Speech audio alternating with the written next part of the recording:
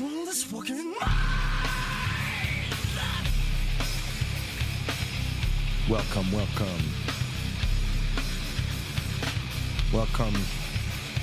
Welcome to the stream.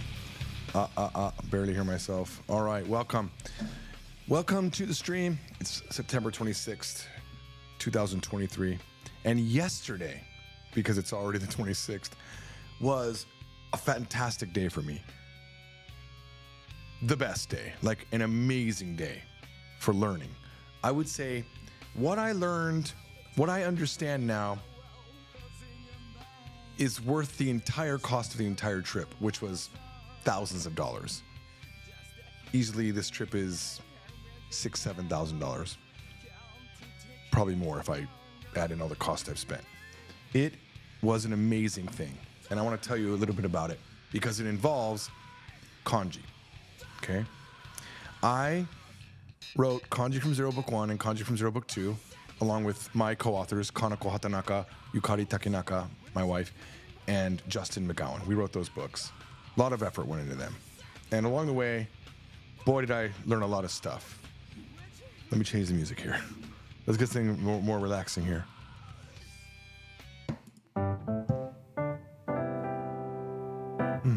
So nice. And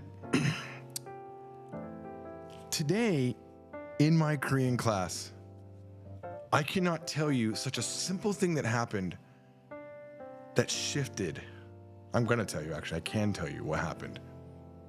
But I want to preface that learning Korean has been one of the greatest expanders of my mind for Japanese because of the similarity of grammar and because Korea also has a history with using the Chinese characters.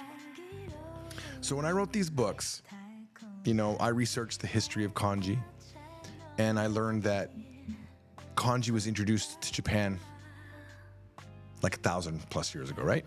When Japan had no language that was written, no written language at all. They purely just had the Wago language. Wasn't even called Nihongo because the country of Nihon wasn't a thing yet. And when that language came over, when that writing system came over from China, it was during the Wu dynasty, okay? If I remember correctly. So it was Wu dialect that came into Japan. And at the time, there was already a language, right? So you had things like, you had mountains, you had rivers, you had all these things already had been attached a word, okay? And then the Chinese come in and they say, well, this is the character for a mountain. And it's called san, right? San, whatever the Chinese exact sound was at that time, which was from the Wu dialect, right? And the Japanese would go, oh yeah, but we already call it yama. So that led to kanji having multiple readings in Japan, which doesn't really exist in China. China will have some characters that have a couple readings, but those readings change based on the usage, like the utility of what that character is doing. Majority of the characters only have one reading, right? I'm not talking about Cantonese. I'm talking about existing. Well, even in Cantonese, it has, like, as far as I know, one reading, and in Mandarin, it would have one reading. But when you get to Japanese and even Korean, each of these characters have multiple ways to read them, right? And the way that they have split this up is they have kunyomi and onyomi, okay? You don't have to remember all this. Just listen to where I'm going with this, okay? Kunyomi means Japanese reading for all intents and purposes. It doesn't really mean that, but that's what it is. It's always the original native Japanese way that you read that character, okay? And onyomi means the Chinese reading, like how it was imported from China. Now, if you know Chinese at all, you'll look at kanji and you'll say, well, that's not how it's said. Like it's not that way, because Mandarin is based on Han, the Han dynasty, okay? The Han people, okay? That's why Koreans call kanji hancha, Han letters, kan letters. So Japanese call that era of people, that type of people, kan, okay? Chinese are Han, Koreans call it Han. So whatever reading came in was not actually from current Mandarin, it's from that Wu. So if you watch, like I watched once a video on the Wu on a Wu dialect. I was watching all the dialects of China, and I didn't know what was happening at the time. I was just watching. I was like, oh, this is cool how each of these different dialects were happening, and they had the Chinese characters on the bottom as subtitles, and I was watching. And when they got to Wu dialect, I was blown away because I knew all the readings. I was like, oh my God, this is pretty much exactly how Japanese say it. So I was like, okay. And then I did some research and I found out, yeah, it was that era when it came through. So for all of my study of kanji, one thing I never really clicked until today, and it's amazing. Okay, so let me tell you how I currently teach Japanese kanji, okay? The way that I teach it now is, if a kanji is sitting alone by itself, I'm gonna just call it kanji, by the way, because it's the Japanese way that they call it, even though it's Chinese characters, kanji, okay? This is the way that Japanese read it. If a kanji is sitting by itself, it's read in the kunyomi, just by default. If you see it all alone, it's gonna be like, let's take tsuki. Tsuki means moon, okay? Look it up, or it'll be on the screen if I ever edit this. So tsuki means moon, and when you see it all by itself, it's read tsuki. That is the original Japanese word. It existed most likely in the Wago era, before Japanese was a language, before they had writing. But the way that it's read when it's combined with other characters is going to come with this Chinese reading. Now there's a few readings. There's getsu and gatsu. Now, now that I think about it, I'm not sure if getsu and gatsu, I should look this up. Let's double check that I'm not, maybe that might not be a good example because it might be just other, let's double check. I want to double check. Give me a second. Give me 1 second. I'm gonna put in the onyomi. It doesn't sound very Chinese to say getsu and gatsu, right? Let's just check it out.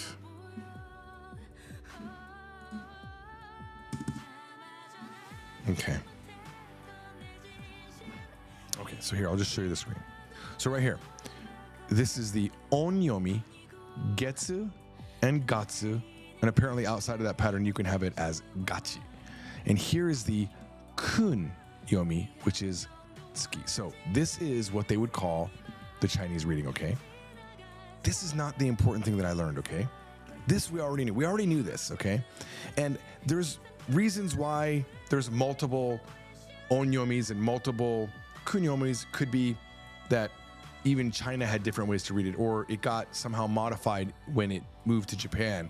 And maybe there's different areas of Japan with their different dialects that added to the Japanese readings. This leads to sometimes characters that have so many, like they got applied. These kanji characters got applied to multiple words. So something like ue, up, and shita have like 7 or 8 readings, okay? It can be a little bit overwhelming.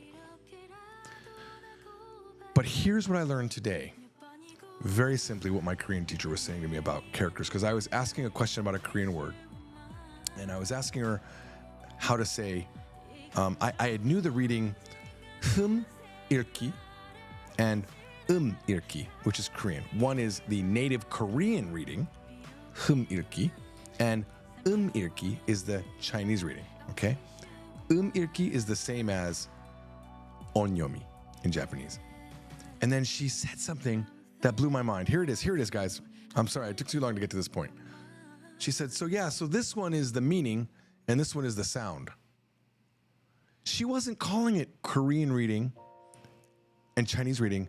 She was saying, this is the dudirki, the meaning reading, and the irki, the sound, the sori irki, sorry, the sound reading. And I was like, oh my God, that is such a better way to think about it. Let's stop saying it's a Japanese reading and a Chinese reading, because what is a Chinese reading?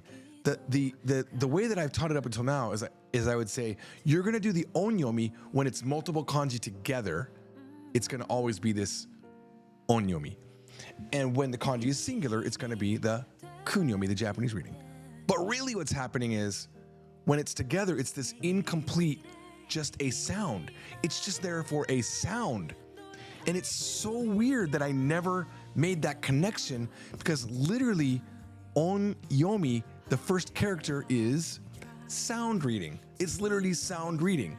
Now, the kun part for kunyomi doesn't mean meaning. It's like kunren. I'd have to look up exactly what that character means, but it doesn't mean meaning, okay? So if you think about it this way, when you look at a character and you want to say what that character is, you always will say the kunyomi or the meaning. So what is the meaning of that character? I'm not asking you for the English meaning. How would Japanese call that character? They would call it tsuki because it is moon. Tsuki means moon. But when you have a word like gekko, gekko means moonlight. But the first part of gekko comes from getsu, okay? It gets compressed into gekko. But you would never say, oh, that's ge. You would say it's tsuki. The meaning is tsuki. The sound in the word gekko is ge. And together, the roots like moon and light get jumbled together to make gekko, okay? It's just two sounds put together. Because even the ko part of that, if I saw that kanji individually, I wouldn't ever say that it's ko. I would tell you what it means, not English, what it means in Japanese. It means hikari. You can take gekko and put a no in the middle, pull it apart, and it becomes tsuki no hikari, light of the moon, where gekko as one word with just the sound readings of the kanji is gekko. Wow. That changed my entire way of thinking about kanji. Because now if I teach it, when I go back and make more videos for kanji from zero, I'll talk about it and I'll say, so what does this kanji mean? What's the meaning reading, or the kunyomi, which is the Japanese way of saying it? Like, what is the meaning of it? It's tsuki.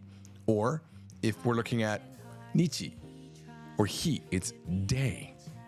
It's or sun, right? It has that kind of a meaning, but it's hi. So, yeah, that was revolutionary for me. And you could argue, hey, well, why did it take you this long to figure it out? I knew this already because it was written here. I just never put two and two together. And it's that alone, that information, and that wasn't the only thing I learned today. There was a couple of other things today that just like were such great things. And because this is Polyglot Talks-a-lot, we're not going to limit the discussion purely to Japanese. So I'm going to move past the kanji talk just for a minute, and I want to talk a little bit about just a couple things that I learned also today that were just, I was so happy to finally get this out of my mind. There's a thing when I hear Koreans speaking, there's something that I've never been able to figure out what it means. And they say something 가지고. They say 가지고 all the time, but I've never learned the grammar for it. And at first I thought I had solved it 2 days ago. I thought maybe 가지고 is when Japanese use shi. So they'll say, 今日は仕事がない, for example. I don't have work today. 週末だし. And it's the week. I mean, it is the weekend. 週末だし. When you say she at the end like that, you're just adding supporting information to the original statement. I don't have work today. I mean, it's the weekend after all. Kind of that kind of a thing. So 週末だし. And I'm not feeling good, だし, right? 気分が悪いし. Like, oh, I'm not going to work today. 1, it's the weekend. 2, I'm feeling sick. And you're giving this supporting information. Japanese do that with she. So I thought maybe, because when Koreans are talking, it sounds like they're saying a statement, and then momomo kajigo. Like momomo is just like blanks, okay? Momomo kajigo. But it didn't work. Because I would understand what they were saying, but I just wouldn't know what is the kajigo doing. So today when I went to class, I've been reading this book, Think and Grow Rich in Korean. 생각하라 그리고 부자가 되어라. I think it's 생각해라. Yeah, 생각해라 부자가 되어라. 그리고 부자가 되어라 means Think and Grow Rich. I just thought it'd be a fun book to read. And today I didn't read it. Today I was like, I got questions. Let me get these out. So I said, what does this kajigo do? And if you know any Korean, maybe you have the same question. Like, what does it do? I hear it all the time, but I've never learned it. It's really simple. So there's a grammar in Korean. I actually teach it in the Korean from Zero book series. I actually know this grammar really well. I just never knew this other version of it. This is the spoken version of a standard grammar that you can also use in spoken language, but it's like a spoken only version of it. And it's aoyo plus so. Well, in the Korean from Zero books, we call it basic form. So basic form plus so. So for example, if I say, let me try to give you a basic sentence because I've never really taught Korean grammar yet. So a lot of you that know me, a lot of you that are here in this stream are used to me only teaching Japanese grammar. So I've got to kind of think about a little bit how I'm going to do it. And I need you to give me a little bit of room, please, while I think about how to do it. So I don't have like easy sentences in my head right away. So let me teach you. The verb to go is kada. Okay. So if we want to say, if I say kaso, it means two things. Kaso, so being the grammar part, the attachment to the verb. It means after I go or because I'm going to go. It's like the equivalent of saying iku kara. Iku kara means because I'm going to go. That's kaso, right? That's the reason. Or it could be like itte kara, after I go. It can do both of those. That's what so can do. It could do it for both, just depending on the context, it could do both. And kajigo is just the spoken form of that. And that was so nice to finally find out because I've been learning Korean now for 10 years. And I heard kajigo maybe like 8 years ago or something like that. And I was like, what does that mean? I have no idea. I don't know how to throw it into a conversation. I hear it, but I get stuck on it. And I'm wondering like, what does it mean? You know, so they'll be like, kajigo. Like so they're saying, after I do this, I'm going to do this. Or because of this, I'm going to do this. Or because of this condition. So that I also learned. And I was just, that alone was also such a good thing for me to finally learn. There was a couple other things that I they're not as consequential as the kanji, but there was other things. I'd probably have to look at my notes, but they're way back over there, so we're not going to do it. But what a great day. And it just goes to show you that you will constantly learn things. It doesn't matter how much you think you know everything. I never think that, by the way. I'm way past thinking I know everything. I knew everything when I was 30. That's when I knew everything. I was the god of kanji. Like, you couldn't stop me. Now I know. I do not know everything. There's so much more for me to learn. But I'm just humbled to learn it while learning Korean. And one of the reasons that I'm learning so much now when I'm learning Korean is I stopped studying Japanese when I graduated high school. That was the end of my formal Japanese education, except for a few classes that I did with Kanako for fun after I hired her. But that was, also 20 years ago when I hired her. But with Korean, I'm an adult and I've been going to official classes, learning official grammar. And because it's this kind of twin language, it's like a cousin of Japanese, I've learned a lot of things about Japanese that I wouldn't have known if I hadn't been learning Korean. So it's really fun. Excuse me. All right. Well, that's what I really wanted to talk about for this particular session.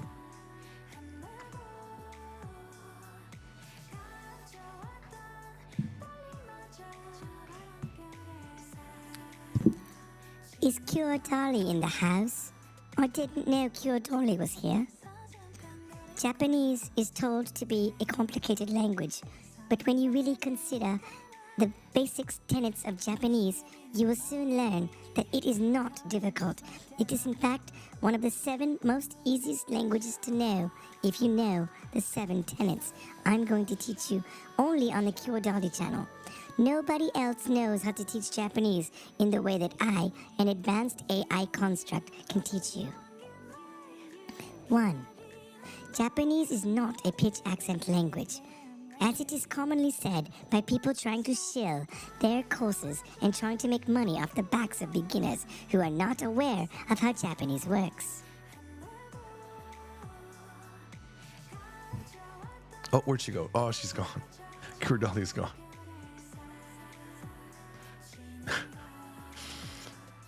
Victor says, has Matt versus Japan become a billionaire after selling the course on pitch accent? Now, I don't think that went the way he wanted it to go. Unfortunately, I get why he was excited to do that. Because Ken Cannon makes a lot of money selling courses, and they were super excited. They got together in an Airbnb. I know this. They huddled into an Airbnb because they called me from the Airbnb. They were very excited, and they said, "Hey, man, we're building this pitch accent course and we want you to help us sell it. They offered me, I think they were going to offer me half. And I didn't even ask the details. I said, you know what, man? Hell yeah. No, I'm not on board. As I said, nope. They said, why, man? We're going to give you half. I said, here's the thing. I don't do collabs because I'm responsible for all of my bad press. If I say something wrong on a stream, that's on me. But I don't know what you guys are doing. I don't know how you're going to implement. But the moment I lend my credibility to something and it doesn't work out, I lose my credibility. And it's not worth, I don't know how much they sold it for, but let's say they sold it for $500. It's not worth $250 for me at all. If you offer me $1 million, you know what, maybe. Or, you know, honestly, $10,000, $20,000, $30,000, it might be worth me exploring that option to talk about your product. But, you know, as much as I like Ken Cannon, as much as I like Matt, the way that Ken Cannon sells his course, I do not like. And I knew just by knowing that Ken Cannon was involved that they would be selling this course with high pressure tactics. And I don't do high pressure. I just don't. And there was a time where I was studying this system called ClickFunnels. I paid hundreds of dollars to join ClickFunnels. Every month, me and my friend Kathy joined together, and we were spending, I think, was it like $2,000 a month to be part of like the super uber premier version of ClickFunnels, where you got a lot of training and help, and you know, and I was building a funnel to sell a course that I had yet to develop. Okay, I was developing a course called The Secrets of Japanese, and I was developing a very well thought out, high pressure PowerPoint where I taught you 3 of the secrets of Japanese, but I never actually taught you. That was how you do it. You tell them what they are, but you don't teach them how. You just give them, and as the viewer, you feel like you might have got the solution, you know, but you don't. So these high sales tactics, what they do in short is they create the problem for you, then they solve it. They make you aware of a problem that you have and you solve it. For example, let's say I was going to use that kind of a tactic with Japanese from zero. Japanese is hard, and there are many confusing ways to learn Japanese. But we here at Japanese from Zero have taken Japanese and funneled it into this extremely easy to digest way of learning that is foolproof. You will never be lost. If you use other systems, chances of you being lost are very high. And we don't want you to be lost. We don't want you to lose years on your journey.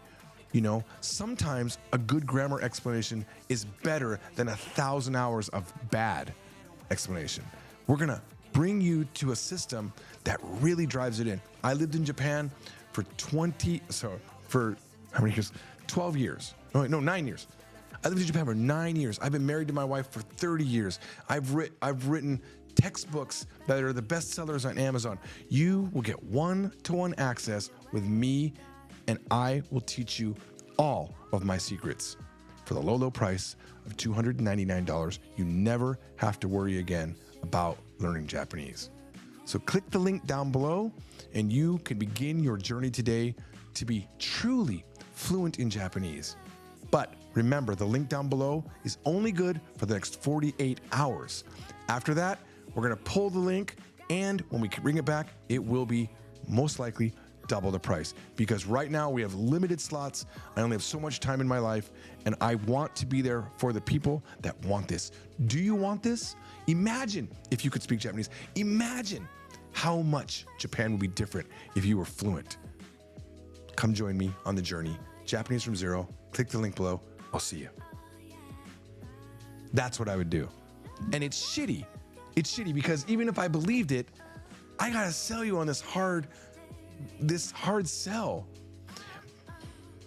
But when I watched Ken Cannon's, it's even worse. It's like, after you take my course, you will know 90% of Japanese. That's what he said. 90% of Japanese. I called Ken. I ring him up. I said, Ken, wait a minute, dude. You can't tell people that after one course they'll know 90% Japanese. You cannot know 90% Japanese. He said, oh, no. I meant 90% of the anime that we're watching. Then why don't you say that? You'll understand 90% of what you're watching in that anime, not 90% of Japanese. Do you know how absolutely, I promise you, I don't know 90% of Japanese. I don't think I do. I don't think it's possible. I'm not Japanese. I have another life where my brain is English. I have another life where my brain is Korean. Like, for me to know 90% Japanese, I would have to be all Japanese all the time. Golden spoon, $5,000. I will be your tutor. That was an actual thing, by the way. I think it was called the Golden Spoon. Done by this. I don't have any like official like receipts on this, but he was selling a plan for $5,000. And rumor has it, I heard from someone that knows on the inside that Matt took that course. But you never hear that Matt took that course, do you? Because they don't, look, I don't know what Matt's doing. I think Matt has a huge, huge future. And I like Matt. I've talked to Matt one-on-one. We've had like, hour-long chats. I like Matt a lot. Massive potential.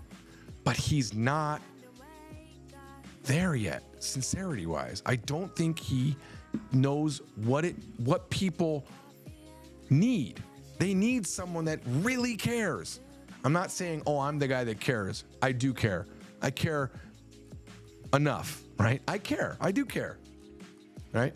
But I think he's got too much stuff in the background in his head. Just teach. Just teach. Teach and they will follow you. They will like you. Matt has such a great presence when he's on camera. So does Ken Cannon. Like, I wish I could be as smooth as Ken Cannon, to be fair. I like them both. I just don't know if, and look, I'm probably wrong. Honestly, probably the way they're doing is the way that people respond. In marketing, there's studies, and I know Ken has studied so much marketing, but man, I just cannot do it, man. I will never be rich that way. I never will. I'll be rich in other ways. I'll take the money that I make from, teaching Japanese, and I've bought real estate, and I've bought Bitcoin, and I've done stocks. That's where I've diversified, I won't be rich. I won't be selling a course that makes $100,000, in 1 month because I sold the shit out of it, Anyway, I don't mean to bash them. I respect hustle. Matt and Ken both have hustle, but I think post-analysis wise, it's funny. I told Matt when he messed up with, was it Migaku? I can't remember. There was one thing he was doing. He was the front man for Migaku, I think is what it was. And when he messed up, I called him up, man. Like, there was a whole drama where he took all the earnings from the PayPal, or he was holding onto that while, like, there was this back and forth with him and this other guy. I forget the guys. I don't know all their names. I apologize. I've talked to both of them. Okay, I've heard both sides. But when I talked to Matt, I said, look, Matt, dude, you got so much potential, man. You could be so huge in this, like, you already are huge. Everyone knows who you are. Just be genuine, but on the business side, never have a partner. I said, never have a partner. You have to own it all, because then this will never happen again. You'll never have someone mess you up. And he might, it's possible he was the guy that messed it up, but don't have a partner. Then it's all you. It's all you. And what did he do? The next thing he did, he partnered up with Ken. And I don't know if they're still friendly. I don't know anything that happened after that one call. All I know is then all of a sudden, Matt hadn't released videos in 9 months. Was he depressed? I don't know. I've had those times. But what's he doing with his new, was it Refold? What's he doing with that? Where are his efforts on that? Is Ken still doing Protocol 90? Is Ken still doing Japanese through anime? Like, Ken's got such a great idea with Japanese through anime, and I've seen the course. I love it. I haven't seen the whole thing. I've seen a few videos, and I like, boy, Ken is so fun for me to watch. I really like Ken. He seems very real, right? Despite his early mistake that he made. I like Ken. I wish Ken liked me as much as I like Ken, right? I wish we weren't all competitors, It's sad for me because I'm a super competitive guy, right? And you can't, by the way, you can't trust anything I'm saying right now. Do not trust me.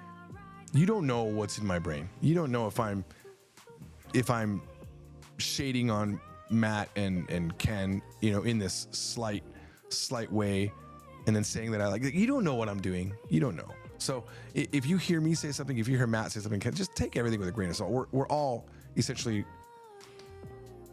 shooting after the same customers, right? We want your money. We do. We want your money. I want you to buy my books. I want you to pay for From Zero. That's how I live. So I'm going to want that, right? This is Polyglot George channel, though. I'm talking primarily about my main business, Japanese From Zero. But I mean, look, don't ever ask me my opinion of a book or some other YouTuber because I'm not going to give you a non-biased answer. I cannot. I literally don't have the ability to do it because of self-protection, right? So, and I'll do it in a subtle way because I'm not a dumb guy. I know if I said, "Oh, Genki sucks," if I said that, there'd be kickback, right? But if I say, "No, Genki is actually a really good book. We have a different style," I'll do it that way. That's how I'll subtly talk trash, right? So, don't trust anybody. Don't trust anybody. Don't go into McDonald's and ask them how they feel about Burger King. That's just so dumb, Don't go to 7-Eleven and, "What do you guys think about Circle K?" They can't say anything positive about it. They can't. And I can't say anything positive about my competition. I can, but trust me. Don't trust me. The other guy was Lucas. Was it Lucas? Yeah, Lucas. He had another name, though. I forget his name, like Origami or something. Yoga. It was a guy named Yoga. There was a guy named Yoga. That's who it was. Whew. All right, let me go up and see some of this. Raghav says, "Hi, George. I will not be able to watch your live streams for a week or two because I have an exam coming up. I will be back when the exam's over. Wish me good luck." Hey, I wish you luck. I know you're not going to see this, okay? All right. John says, "What's the best place to start if you have basically no grammar, no minimal or minimal grammar? I'm thinking of utilizing italki for it, but I'm incredibly self-conscious. Thanks." John, do you realize that question asked to me, the answer can only be start with Japanese From Zero. There's no other answer I can give you. I have dumped 20 years into that series, 20 years building that series. And it's built with all of my experience. And I've pulled information out of my wife. Me and Kanako have worked together. This crafting grammar. The whole website, FromZero.com, is years, $100,000 just in the design phase to make FromZero.com. And the development was over another $250,000. We're still in the red with that website. But that is our heart and soul. You know where to start? If you ask me 100%, I'm going to tell you, start with the books that I spent my life writing. Japanese From Zero. Not with italki. I recommend italki later. All the time I recommend italki. I love italki because it gives you the ability to pay for a friend, to have a teacher walk you through things that you're learning. But how can I recommend anything else? Look, if you don't want to spend any money, you don't know who I am, just go watch my free series on YouTube. It's 100% free, right? 100% free. 100 plus videos just on the Japanese From Zero series alone. Tyler says, "First time in my life I've heard someone do a Cure Dolly impression. LOL, that was spot on." Doing an impression is not hard. You just have to focus about how the person speaks and what their way of using words does. Sorry. I'm a little bit under the weather. My AI systems have fallen ill to hacking program. The Struggler says, "Freaking hell, I miss out on so much when I can't watch these streams." Hey, The Struggler, they're up. Just watch them later. You're good. Glacian says, "I just got here. What did I miss?" Well, that was at 1:39. You missed a lot, I guess. How long have I been streaming here? 34 minutes. Let's see, 34 minutes. Yeah, you didn't miss too much. Bradley says, "Make Japanese great again." We will make Japanese great again. Excuse me. Kunyomi is meaning and onyomi is sound. Yes, that's what I was saying, Tyler. Oh, it was called silver spoon, not golden spoon. AJAT, all Japanese all the time, had a silver spoon program. Thanks for Liam for clearing that up for me. But now maybe it was silver spoon and golden spoon, and I'm not aware of that. Mass immersion approach, that was another one. MIA, missing in action. I never thought that was a good, MIA was just a bad naming convention. Mass immersion approach, which, Victor, when I heard that, I was like, so wait, you're saying when you learn a language, this is revolutionary. It's beneficial to listen to a lot of the language and like speak a lot of the language and like watch like shows that are in that language. Mind blown, dude. Like you're like revolutionary, dude. Like I never heard that before. Like you should write a book, right? It's mass immersion, mass immersion approach. It's like amazing, dude. Like I never thought, like it's not how I learned anything before. Like I don't know what happened. My accent changed all of a sudden, but that's what happened. I didn't mass immerse in English. I don't know how I learned anything without like knowing that, oh my God, it's just a genius. Just a genius. Wow. To learn a language, you immerse yourself in it. Wow. I'm genuinely impressed with the way you think, buddy. How much is your course? $250. You're gonna teach me how to be magical in Japanese. The thing that always killed me, right, about Matt alone, not Ken, because Ken teaches Japanese. I was like, just teach Japanese. Stop talking about how to learn and just teach. And I came, look, there's a thought I had. I talked about it in yesterday's stream, and I woke up with it yesterday, and here it is. Your learning, the learning process needs to be dirty. It needs to be unprocessed and unclean. It has to be. You've got to throw into it and be confused and make these big mistakes because that gives your brain so many vectors to learn. It's just so much better. Now, later on, you can look at, Anki decks and things like that. But initially, it's got to be clean. There is no clean, super clean, easy way to learn Japanese. When I did my TV interviews on the Las Vegas TV circuit, okay, I was on a bunch of the local stations. The first one I did, I remember the lady goes, "So, what does your book make learning Japanese easy?" I'll show it to you actually, because the first thing it says, "Hang on." I was like, "Let me get this out of the way. It's not easy to learn Japanese. We can make it easier, but we can't make it easy." And I'll show you, just for transparency's sake. Let me find that on YouTube. Give me 1 second. Yes, Japan. You mean you immerse? I don't understand wow. I never thought to use the language I was learning. I was just like mentalizing it, I was just thinking about it every day. And I thought maybe if I just think about it, I could just figure it out, but man, it blew my mind. Okay, I think it was this one right here. Dude, that song's cool. Okay, here we go. So JJ, we've talked about this off camera and a little bit on as well. I've been absolutely obsessed lately about wanting to go to Japan. Yes. Incredible culture. However, the language doesn't look anything like English, and it's somewhat intimidating. Luckily, there's a book called Japanese from Zero. It promises to help you learn to speak, read, and write Japanese, and says it'll be quick and easy as well. I'm in. Quick and easy. Oh, my goodness. Here with more on this incredible book is George Trombley. Welcome, George. Thank you. It's actually my second time on this show.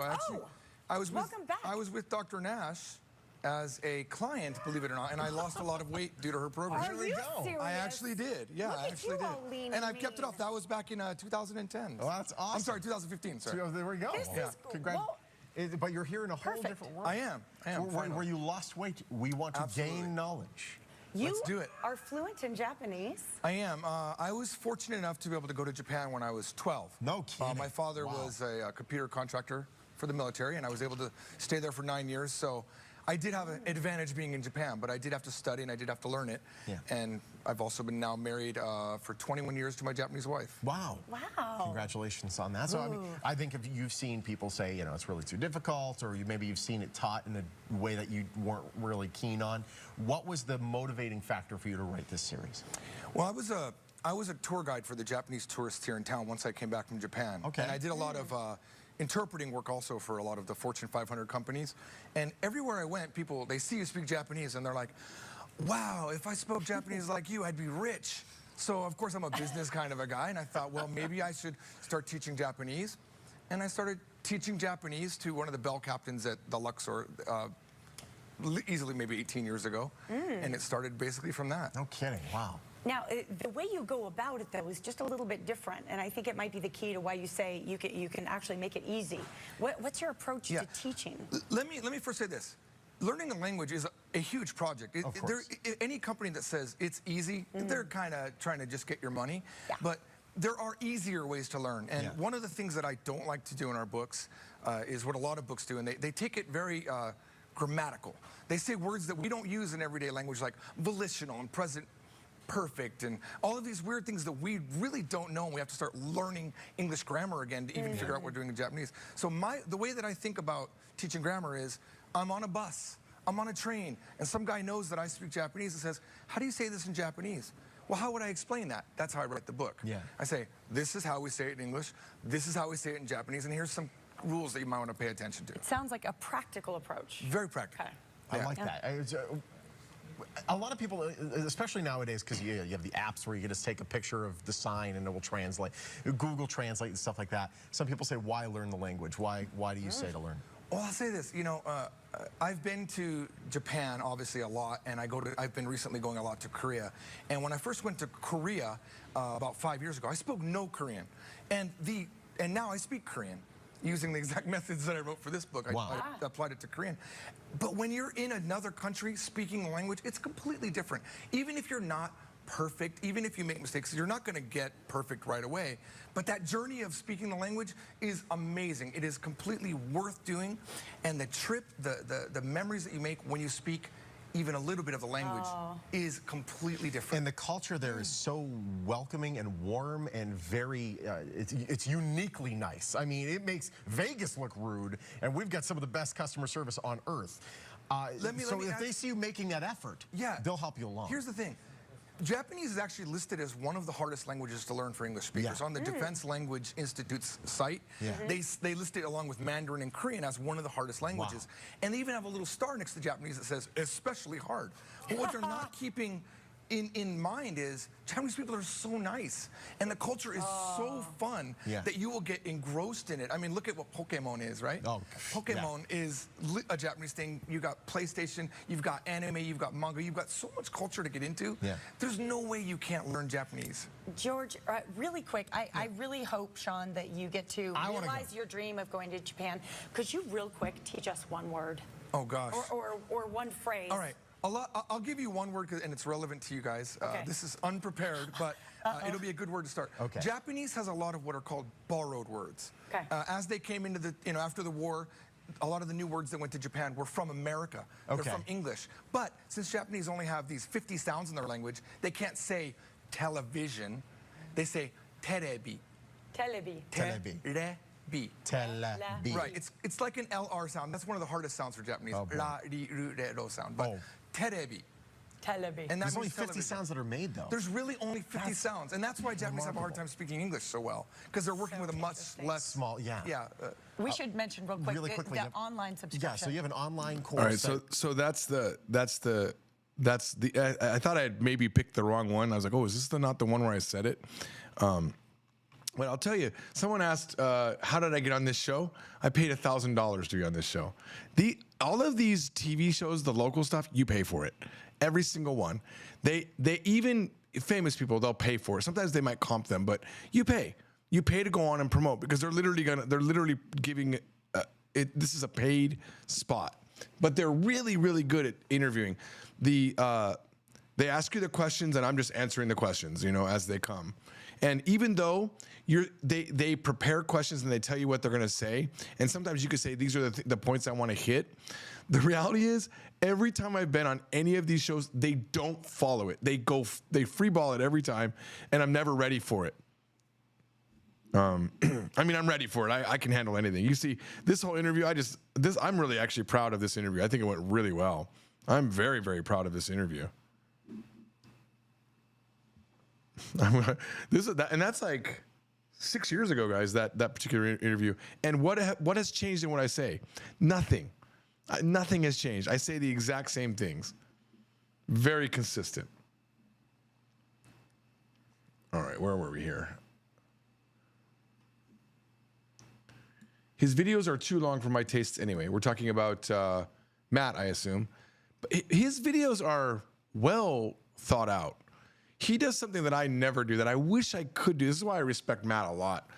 He prepares a script, and he can do, I don't know if he's reading it or if he memorized it, but he's good, man. This guy is good. Also, he's got the biggest horse eyes I've ever seen. He's got these big, beautiful eyes. I think girls fall in love with this guy. Liam says, that's also the American Republican tactic. Invent a moral panic and tell everyone the only way to fix it is to vote for them. Look, literally, when I was doing the ClickFunnels thing, the president of the company, it's so funny, man. The owner of the company, a guy named Russell, no, that's his last name.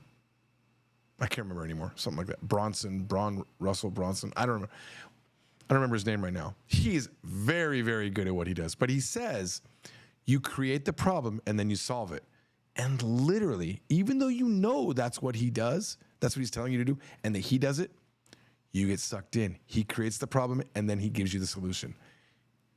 He creates the problem by making you aware of this is a problem that you have. And you're like, oh, is that a problem? Huh. Didn't even know. Oh, and you have a solution? And he talks about, the, what is it called? The upsell.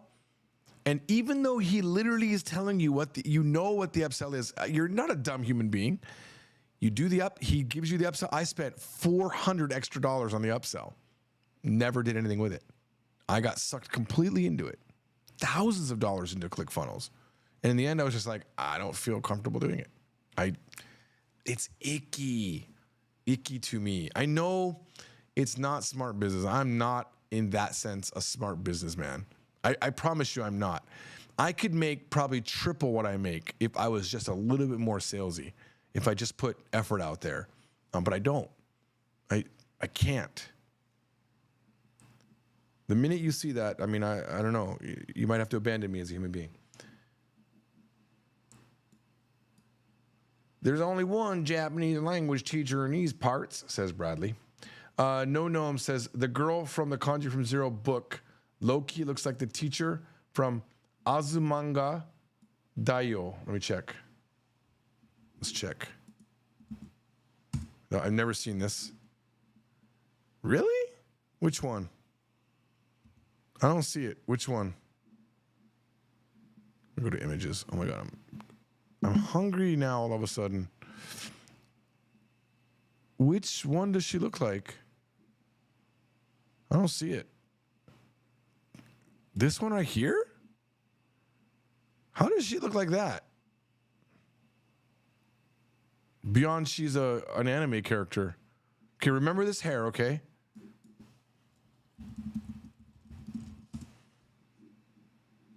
I don't see it at all.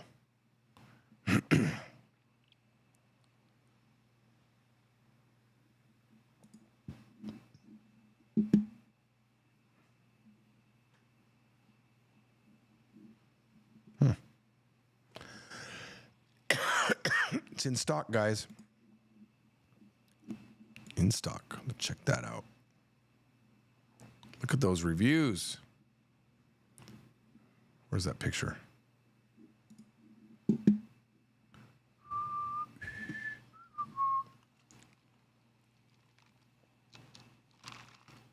Man, Amazon should invest in some cloud services. I know my connection ain't that slow. All right. Japanese from Zero, book 1 is where you want to start. Yes, absolutely. Cosmo. George, so you're telling me that capitalism is turning you into an ingenuine liar piece of work? No, Cosmo. I want you to think about something. Imagine, Cosmo, what do you do? I don't even know what you do. I don't know anything about you beyond the fact that you're an advanced AI. That's the only thing I know about you. But if you are a home builder and someone says, man, where do you think I should buy my home from? I build homes. Who do you think's the best home builder? You want to recommend me a home builder? Would I ever recommend another home builder? No, I build homes. Let me build you a home. I'm saying, let me teach you Japanese. I love teaching it. I wrote books on it. And by the way, when I wrote those books, I wasn't thinking about how much money I could make. I was thinking, how do I make a better book? I was just teaching a class and I needed better books. My whole goal was to make it more understandable. And there was one day, I've told this story a few times, but there was one day, it was lesson 4. I believe it was lesson 4 or lesson 3 that I had written. And it was a good one, I thought. It was the first time we introduced ko so ado pattern. So like kore, sore, are, and dore, right? And in the same lesson, I introduced those, and I introduced also koko, soko, asoko, and doko. I had a great lesson. So all the koso ado words, just 2 sets of koso ado words, and no one got it. They could not learn those together.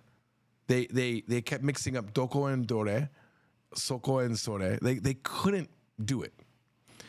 But I didn't know at the time what the problem was. And I was frustrated because, when you teach something, then you go to ask them, what does this mean? And you go to the students. There was like 4 people in that class, I think. And then no one's getting it. You're like, well, you failed as a teacher. I remember my wife was sitting at the table, and I have this big binder of lessons. They leave. I say, okay, goodbye. See you guys, next class. They leave. I shut the door, and then I take that binder. I threw it across the room. So angry. I was so disappointed at myself. I don't think I would do that now. Like, I think this is a younger George, This is before everything. This is like, what are we talking, 20 years ago, right? Was it 30 years ago? No. It's like 20-ish years ago. I threw that thing. It exploded. The binder was like this thick. I hadn't made a book yet. It was just like raw lessons, and the binder had all my lessons in there, all the versions of those lessons. And I was just like, why don't they get it? And I went home, and I rewrote it. I put the doko words, 3 lessons forward into lesson 7. So maybe 4 lessons forward, depending on when that dore actually comes in. I don't remember right now. And I left the dore in there, and it worked. And that's when I realized, okay, there's a limit to what people can learn. As much as you think you're a genius, you can't speed run a language. There's only so much your brain can incorporate, remember, and then reutilize. And sometimes if you learn 2 concepts together that are too similar in the brain biology where you're going to store it, you can't separate them easily, and it essentially makes you fail at the memory process, or makes you want to give up. It's a negative impact on your learning. So sometimes you split things up. So that's what we did, and I'm so glad that happened super early on, because as I wrote the book, I would say, and I see this all the time. I see lessons online. I'm like, oh, why are they teaching this here? These people, right? They have a concept and go, and they get excited. And if they get this, they can do this, and they can do this, and they can do this. And I'm like, no, you can't teach that all together. It's too much. It's too much altogether. Split that up so they have time to process and then build on top of that in a few more lessons. And you have way more effective results. That's why Japanese from Zero flows so well, I think, because I did a lot of mistakes in the teaching. And every week, I'd print a new lesson, and I had dates on the bottom of like 1998, July 15th version. And then before the class, I'd be like, what version do you got? Oh, no. Oh, hang on. Here's the new one. What version do you got? And I would just confirm that everyone brought the right version. That's how it was working, right? The only reason I made a book in the end was there's just too many versions. I had to have a set. And initially we were binding them ourselves. We were we go to the copy machine, print them all out, and then open up holes, these 30 holes, and I'd Ibco wrap it with a comb, and then okay, here's the book. because it was just too much work to like keep track of what was what. And then I had versions of the book, you know. It wasn't designed to be a product that was going to sell as well as it did. I didn't know it was going to sell. It was just, how can I effectively teach Japanese? Through trial and error, I figured it out. So, back to the question. Capitalism isn't turning me into an ingenuine liar piece of work. I know you're joking. But you can't, in this world, how else do you live by selling something that you do? If you're a car salesman, you gotta sell cars. If you're a Japanese teacher who sells books, you gotta sell books, right? And that's why I get Matt and Ken don't have book sales. And maybe if I didn't have book sales, I would also be selling you a course. I mean, I was already considering selling you a course, right? Why wouldn't I do that? I'd have the ability. I could probably learn how to sell.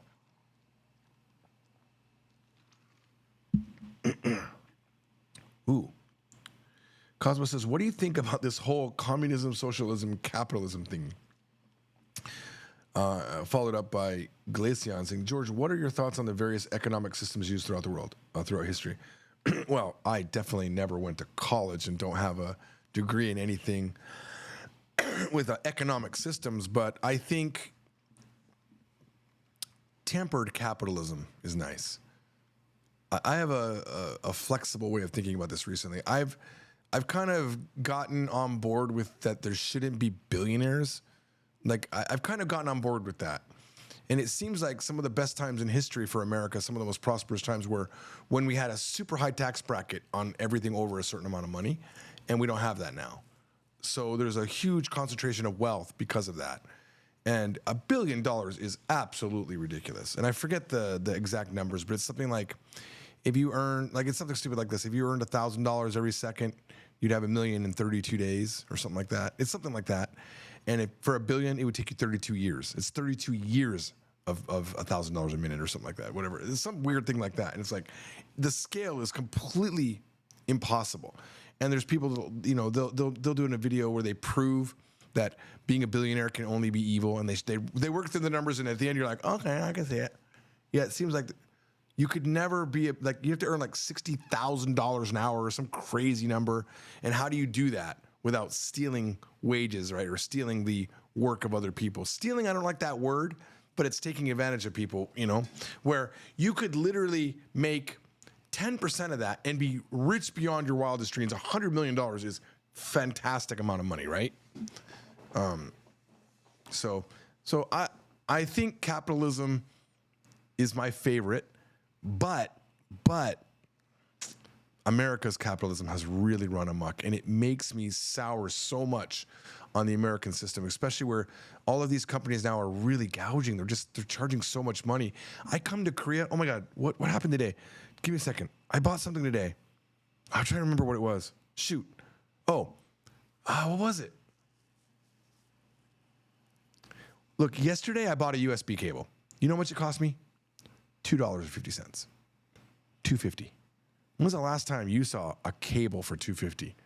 Monster Cable, Belkin, they'll sell you a cable for $15.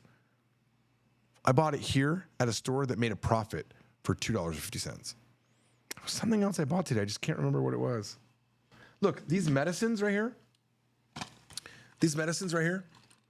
I don't know. I still have some left. Look at how many I got. This is for my cold. This much medicine, okay? I went to a drugstore that had a licensed pharmacist on staff, okay?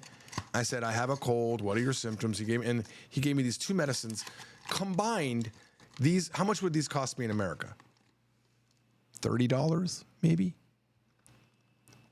$4. I spent $4. Whatever 6,001 is, I spent $4 on this. Capitalism hasn't run amok here, at least from my American money earning potential perspective. Okay, it's highway robbery. My thought about America is with its medical stuff is the biggest issue I have with America. Everything else with America, I'm kind of okay with it, right? In a lot of ways. But medicines, oh my God, that should be socialism right there, 100%. You shouldn't be able to make massive profit on medical things.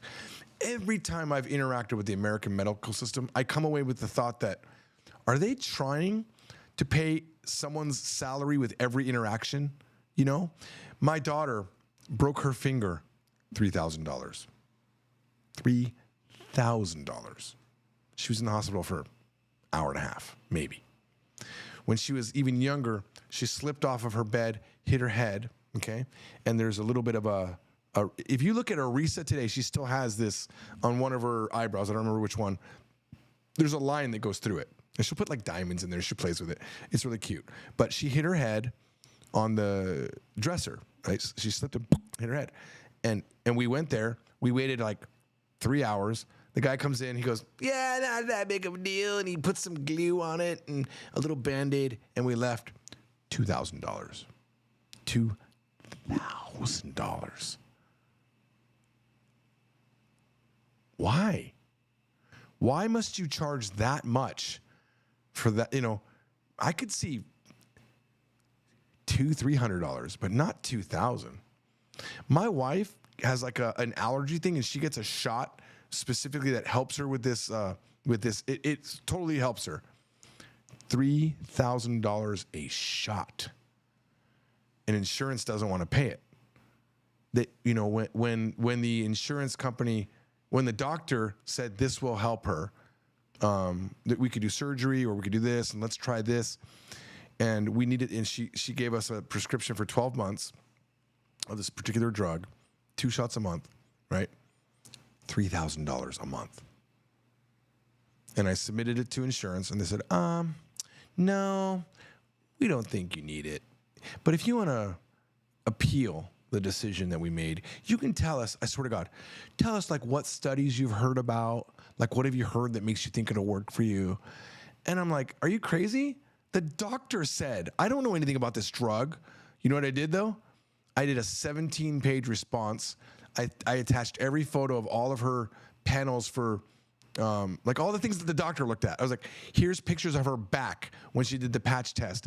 All of these red things are everything she's allergic to. Okay, here's her coughing, you know, literally dying every morning, you know, and here's a Reddit, people saying that they had a problem and they got fixed with it. I literally gave them everything I could find, and I won the appeal. In America, you have to fight for your medical health, or they'll just deny you. And if you don't have the wherewithal, the energy, the strength, you're just gonna get denied and not get your medicine. And you're gonna live and suffer. Not in Japan, not in Korea. Really, really weird thing. When I was a tour guide, this guy came in. I always dealt with Japanese people, right? He's like, oh, Joji, I have a headache. I need to go to the doctor's. I'm like, what? Just take some aspirin, buddy. It never occurred to me that you could just go to the doctor if you have a headache. Another time, a guy was like, I have a cold. I want to go to the doctor's. I'm like, you're going to go to the doctor's for a cold? Get some Tylenol, dude. You'll be fine. We self-medicate because it's so expensive to get an opinion of an actual professional. That headache could be a brain tumor. That cold could be tuberculosis. You don't know what it is. At least do a test or two, right? But no, we don't do that. In Japan, they have a crazy, crazy system that if you're American, you probably don't know how it works. But it goes like this. If you're sick, you go to the doctor. What? No. In America, because of high deductibles with the gold insurance or bronze insurance or whatever stupid plan you have, out of 50 plans that you can't even begin to fathom what's different about each of these plans, you know you have a high deductible. That's all you know. So you're like, my wife would be like, oh, my stomach hurts. I was like, you'll be okay. It really hurts. Oh my God, it hurts. But you'll be okay, right? Because I know if I go to the doctor, if I interact with the doctor, it's not just $3,000, it's $3,000 in cash that I gotta pay, right? It's not like, or a credit card, but I've gotta pay for what might be nothing or might be something. So those high deductibles are designed to make you not want to get medical help. It's such an evil system. It's capitalism run amok. And capitalism has no place in medical. Now, Does that mean I don't think doctors should make money? Absolutely not. I think doctors should be rich. And I have Japanese friends that are one that was a doctor, and he owns houses all over. He had Ferraris. He sold them, but he's had Ferrari. This guy is rich, no debt, millions of dollars in the bank as a doctor working in the Japanese system, where when you go in, you get something done, you pay them $3, and then the government pays him another 10 or something like that. And there's limits on what he can pay because they negotiate these plans. And if you want to be a doctor in Japan, you've got to follow that system. You don't go in and you say, oh, it's $3,000 if I want to set your finger. It's disgusting for me. I don't like it. I don't like it. That's the problem with American capitalism. So I think it needs to be a mix of, it needs to be capitalist socialism, right? Not communism. The government shouldn't own the means of production, right? I do believe that if I create something that's mine, right? And to be fair, hey, if I want to sell my book for $300 and people buy it, good for me, right? But not with medical care. Because what are you going to do? When everybody sells their medical care for so expensive, you just literally are left out. You have no hope. When it's cheaper to fly to another country and stay for a month and get your surgery done abroad than the country you live in, the system's broken, 100% broken.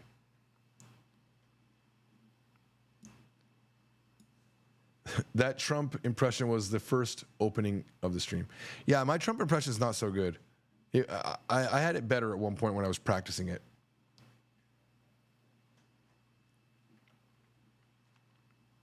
Cosmo says, where did it go? I skipped right when I was going to read it. 011011 beep boop 10110. My only response to that is 01, maybe 10. No, I haven't really thought about that answer. Steve says, if you're not willing to sound like a foolish beginner, you will never sound like a fluent master. Well spoken. Yes. I feel like the best speakers are always the ones that have no shame. Shimewaza says, oh, wow, George on TV. Yes, I paid for that privilege. I did 6 or 7 of those at one point. George, walk us through how you got on that show. That's what I was actually responding to you, Cosmo. I saw that out of the corner of my eye. That's why I was responding that way. Glacian says, I should buy those books. They look good. Yeah, right. That TV show looked pretty legit, right? And the whole time I was like, oh man, I'm over explaining for this TV show. They're going to cut me off because you only have like a 5-minute window where you're allowed to talk. Bradley says, look at this guy. He should make a YouTube channel. Yes, I should. ACL 3920 says, I've bought and gone through all 5 books, and I even got my partner to study to start the journey as well. And he's buying his own books. The series is really helpful. Well, I appreciate that, man. Thank you. Like that's the only way I survive this world is people buying those books. That's literally it. All right. Victor says cringe, but Victor is one of my troll friends. Victor is not a complete supporter of what I do. I've dealt with Victor, and Victor, I always kind of doubt does he like me or not like me? I don't know. He pops up every now and then and puts me in my place. And yes, okay, it's cringe. Fine. Did the interview help with book sales? I was actually selling the online course, not book sales really. So there was a deal that they could get. I think it helped. I don't think it made back its money. There's almost nothing I've ever done that really pushes the needle on sales. The biggest thing I've ever done that really pushed sales was my daughter doing a TikTok. Like she nailed it. Oh wait, what happened to the music? Let's get the music back, guys. Ryan K says, all the Korean bathrooms like Japanese, where the whole room can get wet and drain. Are the Korean bathrooms like Japanese where the whole room can get wet and drain? Yes. It's so crazy that you said that, Ryan, because I took a shower right before this. Oh my God, and I was hacking so hard in there, man. I was like, I couldn't get phlegm out of this, like right underneath. You know, like when you get to the end of a cold, and I'm guessing the throat's a little bit like inflamed, and you don't have enough phlegm flowing through. There's like a small amount, and you're like, don't let me think. Oh God, I can't think about it. Hang on. I was just like my throat my whole neck hurts from like the hacking I was doing in the shower. Oh my God. But I sit in the shower. That's the thing that I do. I don't stand in the shower, I sit. And I'm sitting there and I look over and there's a drain. And even though I'm in my own little compartment, there's a drain. And different from the Japanese one, the toilet's in the same room, right? Whereas Japan has like the toilet on the outside and then they have a little room with like the shower outside and then the bathtub. But sometimes Korea has the shower head next to the toilet. And it's like you're showering and the toilet's like right next to you. You're not in your own little encased room. I always make sure that when you get on Airbnb, kind of look for an actual independent shower room because it's so weird because the whole bathroom floor gets wet, and I don't like that. But they have a drain. And I'm like, oh man, it's so smart. It's one of the smartest things about Korea that I've ever seen. Like I wish America would do. It should be standard building code that a bathroom, the toilet area, same with the laundry room, needs to have a drain. Let me tell you why. Because I bought a new house about 2 years ago. 2 years ago now. Bought this new house. I did like $100,000 of renovations. It's just like all my money went into this house, right? New floors, new walls, everything. New kitchen, new bathroom toilets, new tubs. I went balls out crazy. And it was finally the last day of renovations. And we finally were gonna hook up the washing machine. Plumber came in, great guy, hooked us all up. And we finally did our first load of laundry. And my wife cranked it up. She did a large load, an extra large load. And we're sitting in the kitchen, and all of a sudden we hear like water. We just hear water slap onto the ground. We run to it. Within seconds of hearing that sound, the water is pouring out of the laundry machine, and we have this big. Everything was perfect, okay, to save this, okay? We had a big pile of clothing sitting there, and the shop vac was right there. I turned the shop vac on, and I start sucking up the water. My wife is using the clothing and just gathering up all of the moisture, but it poured out into the whole half of the house, right? Even though we were there within a minute and aggressively trying to stop it, I thought we got it all. We're like, oh, thank God we were there. Like, thank God, But then later that night, and even the next day, I walked over the vinyl, the premium vinyl waterproof flooring, and I heard, and then water seeped through, and I was like, oh no, there's water underneath the boards. Even though when we bought those boards, they're waterproof. Those boards can be in the water for 100 years, but it doesn't mean if you get water underneath them that it'll dry out. No, it's going to create mold. So we had to call water remediation, came in. Long story short, $15,000 of damage because we didn't have a drain in the general area. If we would have had a drain, we would have a lot less damage.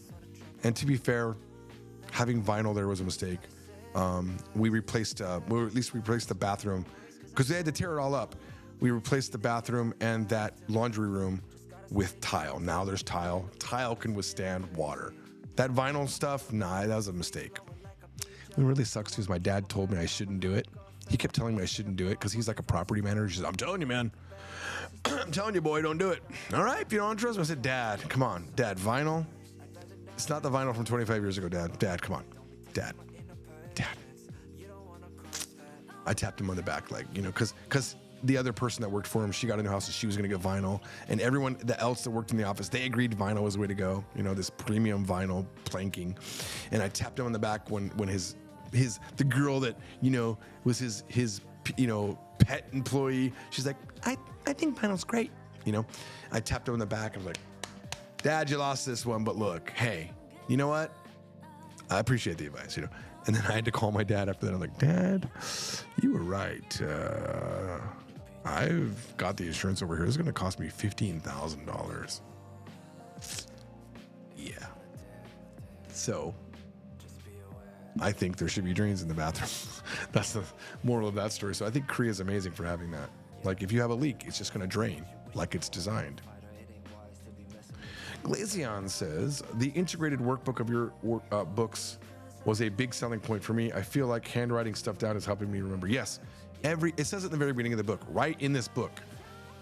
Not because if you're writing it, it's hard to resell. No, make it part of your journey, because writing makes you have a physical connection to the language. And every time you write something, and I always wrote in my books when I was learning Chinese and whatever I was learning, I was writing my books because I want to have a physical connection with it. Chelsea Bear says, have you ever faced nasty stares for being in a biracial relationship? Yes. I'm mixed and I have faced it before, and I'm just for being mixed. But I was in the butthole of Tennessee. It's funny that you say Tennessee, because I was in Alabama. I was in Alabama for an Amway event or something. I think it was an Amway event. And we were sitting in a subway, me and my very Asian-looking Japanese wife, and I'm speaking the Nihongo. I'm speaking the Chinese language to them, and they're just like, and there was black people and white people, and they both were giving us nasty stares. It was like, it could just be that, they were like freaked out that I was speaking Japanese, but it certainly felt like they were just looking at this biracial couple. And I'll say this is even funny. When I'm walking down the street, I remember one time I was walking with my wife, and I looked across the street, and there was a gaijin, a foreigner, walking with a Japanese person, and it freaked me out. And I was like, oh, look, that Japanese girl has a foreigner boyfriend. I said that to my wife. Unironically, I said it. And then I was like, oh shit, I'm also that guy. But I'm looking at that guy and thinking how weird it looks. I was being racist against someone's literally my exact demographic, Also, when I see foreigners, like non-natives, speak like Chinese or Korean, like back in the day, I'd be like, I don't know how you do it, man. That's so amazing.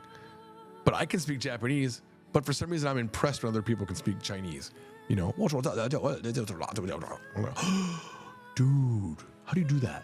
And then I'm like, 私は行きたいんだけど、今ちょっと時間がなくて. And they're like, how do you do that? I'm like, oh yeah, I guess we both have an amazing talent for a language that we studied years. Yukari has the same name. Oh, Yukari was the name of the Azumanga Daioh girl. That's crazy. That's crazy. I just remember something funny I did. So my wife's name is Takenaka, right? Yukari Takenaka.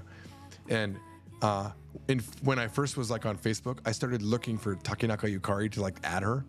And I found other Takenaka Yukaris. And I sent messages to all of them. I said, listen, I'm married to someone named Takenaka Yukari, but would you be my friend? Because your name is Takenaka Yukari.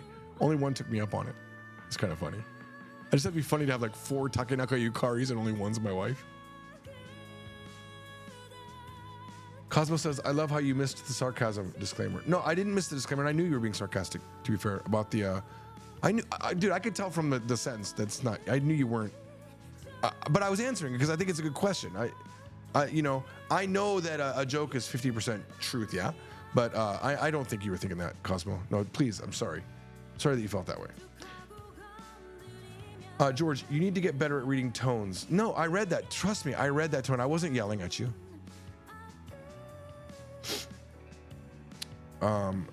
Okay, there are 1 billion seconds in 32 years. Thank you, 7 Quantum Physics. That's a very appropriate name to answer that question. All right, Kyle says, Onyomi equals Chinese reading equals sound reading. I've interpreted like that already. It's what the Japanese heard the Chinese say. Yeah. And the meaning is the Japanese reading. Kazuo said, that is linear accumulation of wealth. That example showing wealth accumulation based on linear incremental increases through salaries is not so comparable to exponential growth.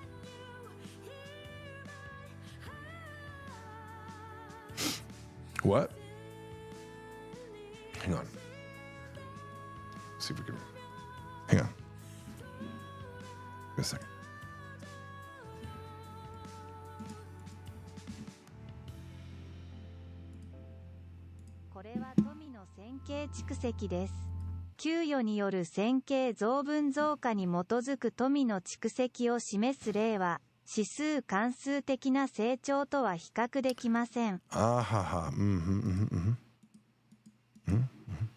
그것은 부의 선형 축적입니다. 급여를 통한 선형 증분 증가를 기반으로 부 축적을 보여주는 예는 기하급수적 성장과 비교할 수 없습니다.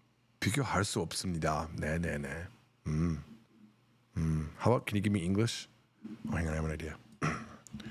Let's make it's a chat GPT. Okay. Hi, Mr. Chat. How is your day going? Hello, I don't have feelings, emotions, or days, so I don't experience them the way humans do, but I'm here and ready to assist you. How can I help you? Thank you. I was wondering if you can explain the following text in a more simple way that even a young person might understand. The text is this.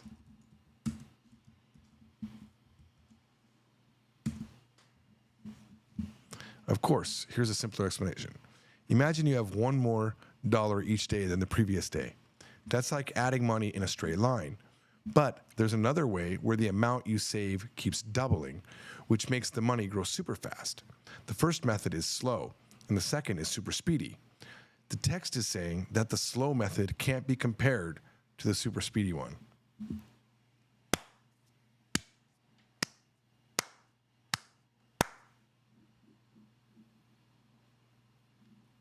So if we take this and pop this in Google Translate. Okay. And then we just take this part right here out. Okay. And then let's do the Japanese now. Imagine you save $1 more each day than the previous day. That's like adding... Wait. Hang on. 毎日、前日よりも$1多く節約できると想像してください。それはお金を直線的に追加するようなものです。しかし、貯蓄額が倍増を続ける別の方法があり、それによってお金が超急速に増加します。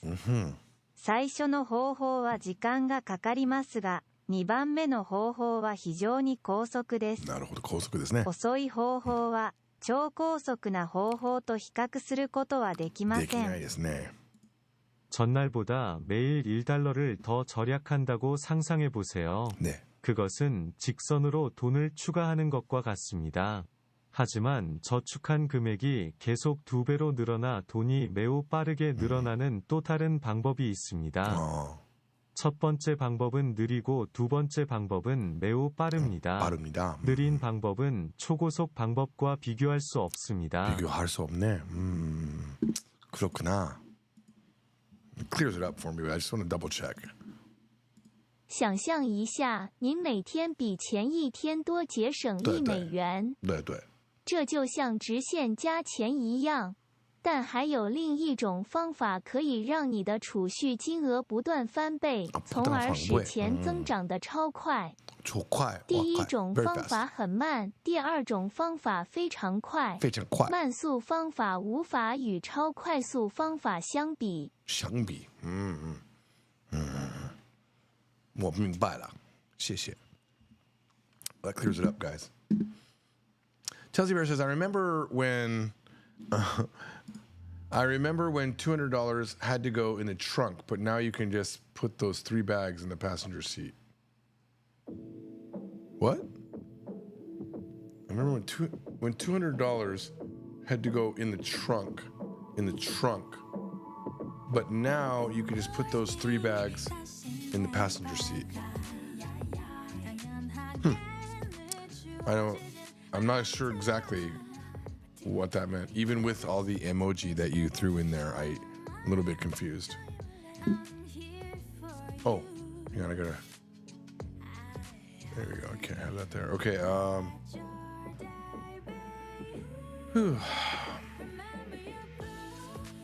While that example is impressive in literary, it is misleading in nature. Well, therefore, I shouldn't. To some extent, at least. Yeah, probably shouldn't do that in nature.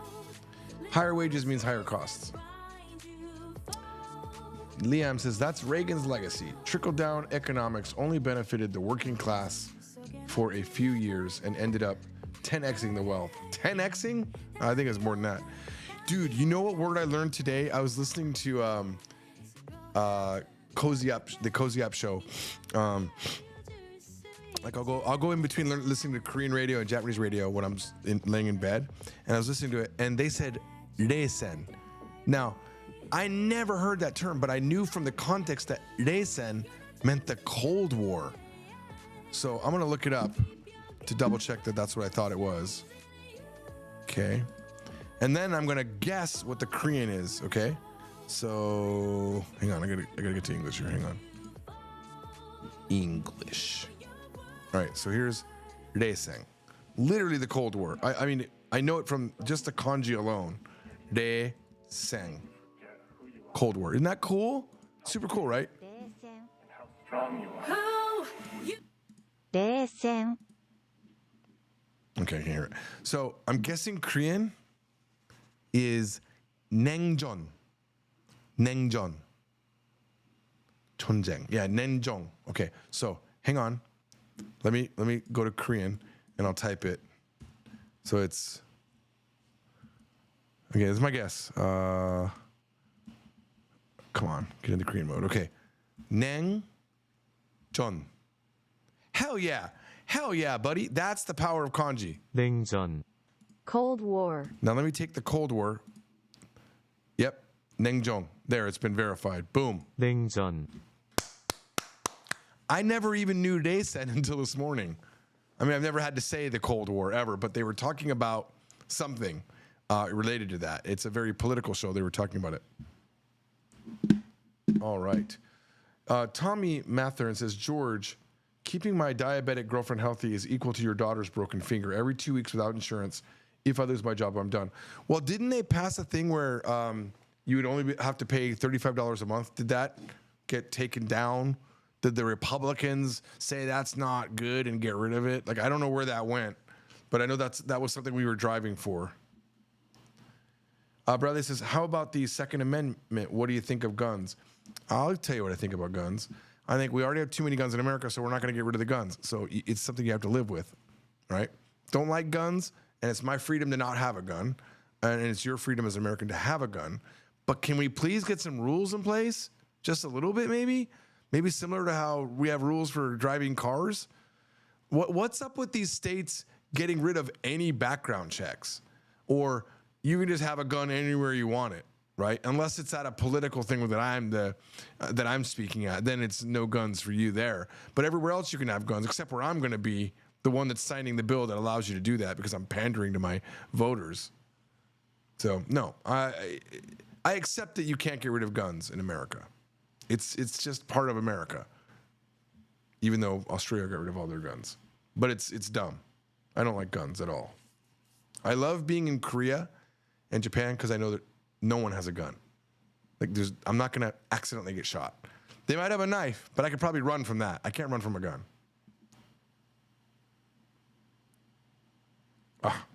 Skipped again.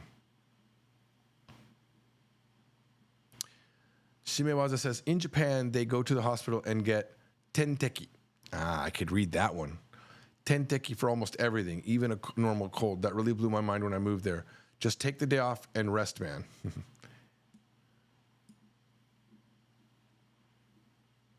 Let me see. What's tenteki in Korean? Let me try to guess what that is based on the Japanese. So let me put Korean here, and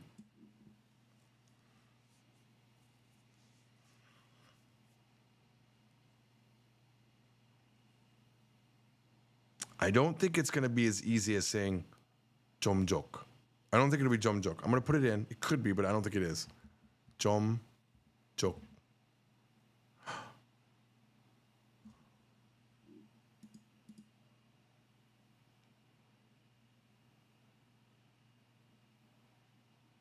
Oh, jomjok is the sound of a drip.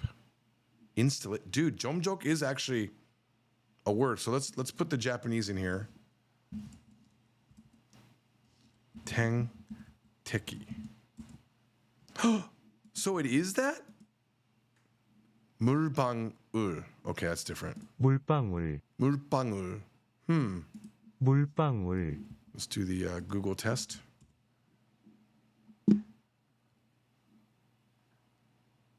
Huh. That's not good. All right, I don't think that's the right word. Let's see. What's IV stand for? Like, what is that? Like, I don't know what that stands for. IV. IV. There it is.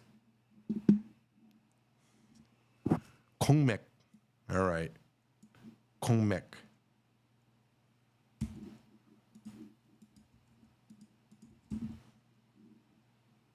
No, Kongmek Jomyaku? No, that's different.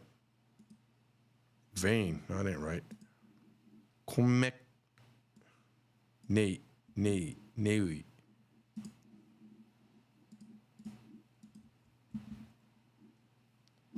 It doesn't seem right either. Increased value? Intravenous. Oh, it comes from intravenous. Actually, let me do the other way around. Let's go from Japanese and we'll do Tenteki. It is chomjok. Dude, I nailed that. I that seemed like it wouldn't be that, to be fair. I thought that was too easy, but that's what it is. But it still is drip, huh? Chomjok. I don't know. That's one of those words that I'm guessing. Yeah, because it could be teardrop as well. Shizuku.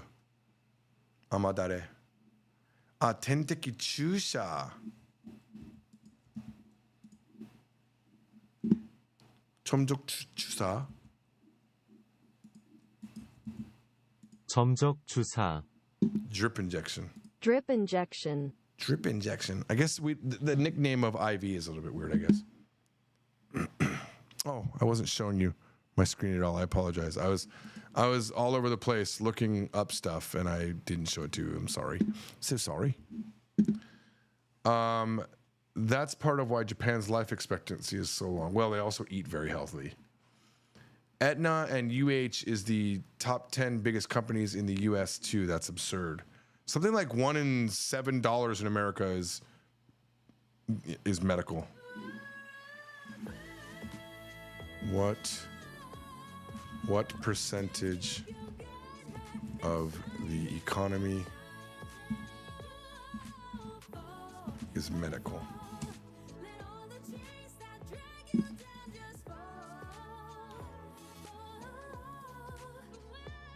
Okay, here we go.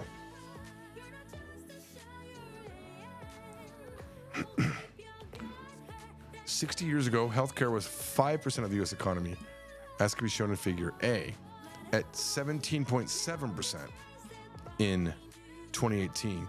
Literally like $1 in $5 almost. One in every $5 is medical. That's ridiculous, to be fair.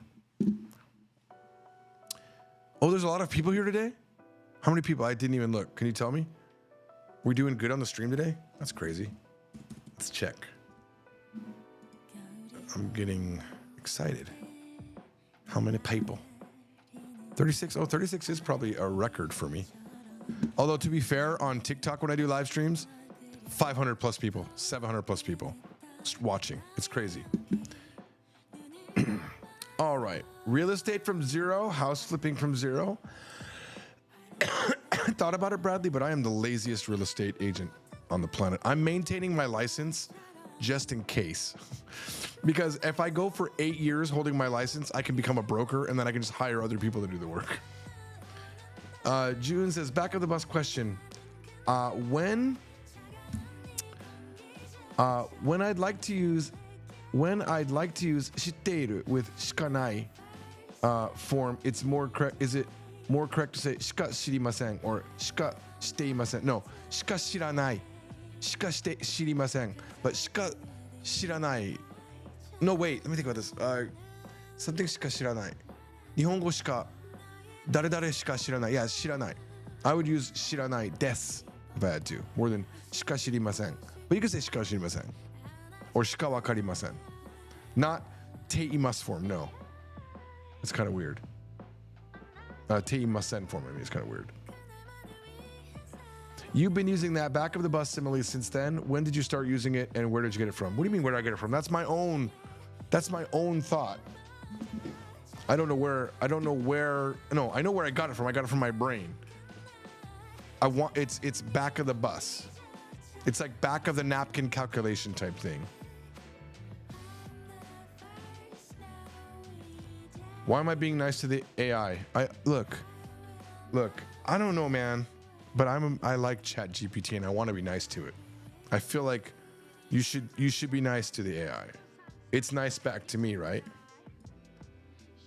Cosmo says, to be fair, I could have phrased it better. Apologies. Yes, but look, you're an AI. You're still learning. Christopher says, hey, George. Hey, Christopher. Wow, this stream is doing numbers. What was it doing? What did I miss? How well was it doing? Was it 36? I mean, okay, fine. I did tell people on my live stream today on TikTok. Anyone here from TikTok? Because I did promote that I would be here doing this. America's healthcare is why Tobin Bell's character in Saw is justified. Can't wait for the new movie. I never saw Saw, so. Tommy says that's for insulin. She's non-insulin dependent. Oh, so that spending limit doesn't apply for other diabetic prescriptions. I'm sorry to hear that, Tommy. Yeah, I'm sorry to hear that. See, Scott says, I believe every state requires background check before you purchase a firearm. You might want to check Florida and Texas. I think they're trying to get rid of that. I don't remember. I'm in my weird bubble, though, of liberal news, so.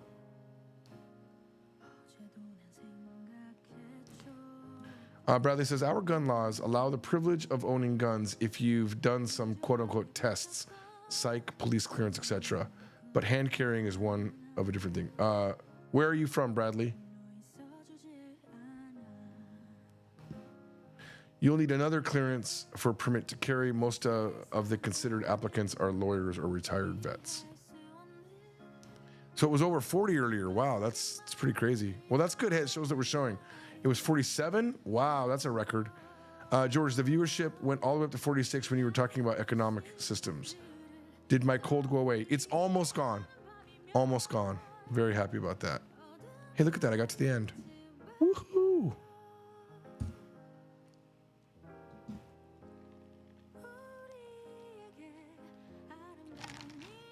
What do you think of my TV innovation here? I really wanted it directly behind me, but the cables are they're tied to the wall. So and they're all they have clip ties on there or ties on them. I forget what they're called, those plastic ties, and I can't get rid of them. So that's the max I could do. I spent 30 or so minutes making that happen. I made that graphic. I threw it on a hard drive and then I connected in and I tried to I had to navigate to the folder. Yeah, I caught up. I'm pretty happy about that. So, yeah, I think tomorrow I definitely won't have a cold. I went to class today normally, and my teacher didn't seem to be bothered that I coughed every now and then. Glacian says, "Oh yeah, I like the kanji from Zero in the background." Yeah, I'll try to come up with fun things to put there. You know what I need, guys? If anyone's bored, can someone make a Polyglot Talks-a-lot graphic? Anyone? I mean, I could just ask the people that work for me, but I don't know. It'd be cool if someone had an idea. I'm curious what you have. I won't use it unless you give me permission. And if I do use it, I might send you the books. But I'm not trying to get free work out of you. I'm just if you're bored. Where I'm from, we were a former colony of the U.S. in Asia. Why aren't you saying what you were, Bradley? Why are you a former colony? Are you in Guam or something? June says, I really like the way Kanji from 02 looks. Yeah, I'm a fan of that. That's a new artist. That's Haruna-chan, written by our Japanese artist. The first book is done by Nitro Plus, who did Steins Gate. They did that one. Liam says, WTF, it keeps censoring my comments. Well, what were you saying? Liam. You should probably change your wording a little bit. Kyle says, you don't like guns? That's probably why you're so unfamiliar with the rules and regulations they have. Far more than a driver's license. Driving tickets are common. Gun owners commit far less crime. Hang on. Florida new gun law. Permitless carry. Have you not heard of this? A concealed weapon or concealed firearm means a handgun. Oh, why is this not going through? Here we go. Oh, gosh dang it. Okay. Stop. Just show it to me. Florida residents can conceal carry a weapon starting July 1st, but there are rules. Florida residents can legally carry a firearm without permit starting July 1st, but there's a long list of exceptions and rules that go along with the new law. Here are all of the rules. Gun training isn't required under permitless carry bill, but experts recommend it. That's not a limit. Florida government, Ron DeSantis, I used the Trump name. Ron DeSantis signed the new permitless carry. Here's what it means for you. Okay, here we go. Can I carry a concealed weapon anywhere in Florida? Not quite. The bill spells out a lengthy list of places where open and concealed are restricted. Any place of nuisance as defined in blah, blah, blah. Places that endanger the health of the community, becoming manifestly injurious to the morals or manners of the community or annoy the community, such as prostitution dens, illegal gambling halls, specified massage parlors, or anywhere criminal gang activity happens. How do they know where those are? Any police, sheriff, or highway patrol station, you can have a gun. Oh, interesting. Any detention facility, prison or jail, any courthouse, any courtroom. Yeah, exactly. You can have it in the supermarket, but not in the courtroom. Why? Why? If guns are so good, which, by the way, I defend your right to have it, but why can't I have it everywhere? Why do you trust me where children are in the supermarket? But look at anywhere where there's people that might be there that are part of the government for some reason, you can't have it. Okay, schools actually can have it. Okay. All right, I take that back. All right, you can't have it in school. But what about the supermarket? Can't have it at the airport. That makes sense. Okay. Easiest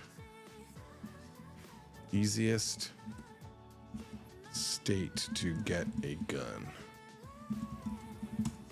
Because you said every state. Every state, right? Has laws. Makes you do a background check, right? Alabama. License, registration, or permit required to buy a gun? No. Done. License, registration, or permit required? No. Permit required to carry a handgun? Yes. But to buy one? Nope. Registered guns per 1,000 adults is 30. Federal firearm license per 1,000 establishments, 24. These are averages. Texas also, no permit required, no license, no registration. It's easier to buy a gun than a car. Permit required, nope, don't need a permit to even carry a handgun. Arkansas, no. Permit, yes. Colorado, no. Yes. No, yes, no, yes. So it looks like, was it Alabama? Or the one after that? Alaska, literally, you don't need anything. Just get a gun, whatever. All right, enough about guns.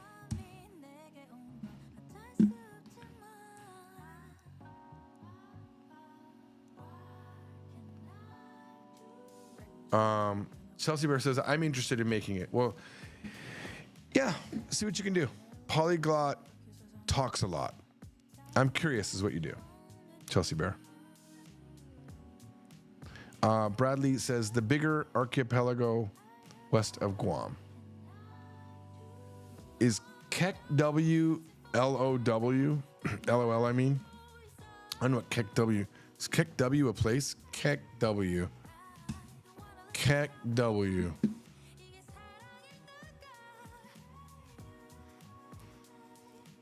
It's an activation code that's a riff on Kek. When a user types Kek W, it generates the image of a laughing man. However, the emote is only available to users. Okay. Oh, this guy. That's kick W. Well, okay. Well, I thought it was like, you know, Guam. Okay, so this is Guam. Like the northern, what are you, from the Northern Mariana Islands? Is that where you're from? San Antonio? What did you say? The bigger archipelago west of Guam. The Philippines? Is that what you're talking about? What is this? Palau? What is this part of the Philippines?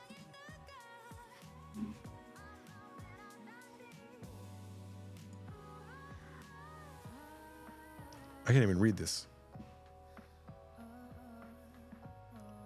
Palau is an archipelago, but where is it from? Is Palau a country? No idea. Country of Oceania? Oceania? It's a country in Oceania. Okay, okay. It's an island country in the Micronesia subregion of Oceania in the Western Pacific. Never heard of it. Which country does Palau own? It's an independent country in a compact of free association with the United States. Interesting. Okay. Mittoporurong. QWERTY 4324 iffy. 2ify, sorry. QWERTY 4324ify says, silly question on when to use no versus for compound words in Japanese, like Japanese school. A Japanese school student would only use one no, while pro baseball player would use two.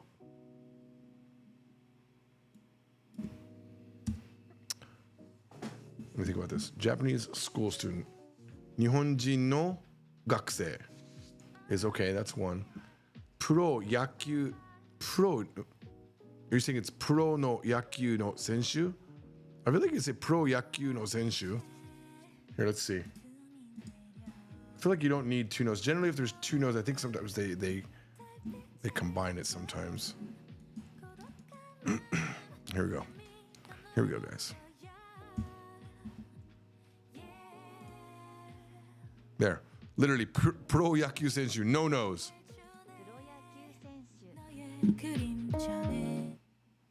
プロ野球選手、プロ野球選手。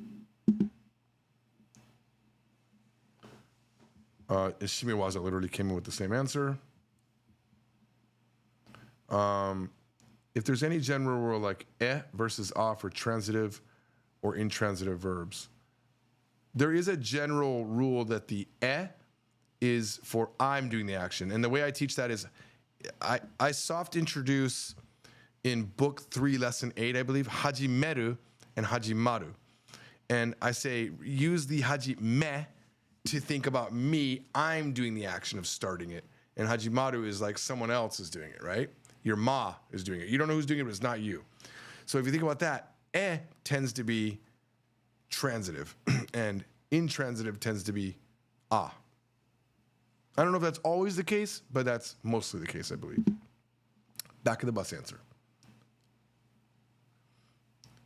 I wish I could use wide people happy on here. What is wide people happy?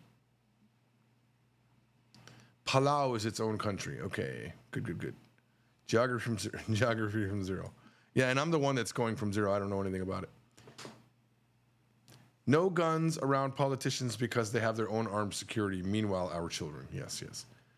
Shimiwaza says, you can say pro baseball player with 0 no's. Yep. Steel Talon says, in the World of Warcraft video game, when you typed LOL, if your character spoke Orcish, it was translated to Kek for anyone that couldn't understand Orcish. Oh, interesting. I did not know that. I did not know that, guys.